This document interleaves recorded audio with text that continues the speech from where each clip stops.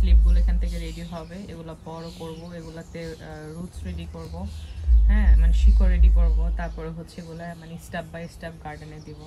তো এই আলুর এই মানে শ্যুটটা বের হইতে, এই শ্যুট বের হইতে অনেক টাইম লাগে। সো যারা সুইট পটেটো করবা গার্ডেনে, অ্যাটলিস্ট 2-3 মাস আগে বাসায় এনে আলুটা রেখে দিবা যেন শিকড়টা বের হয়।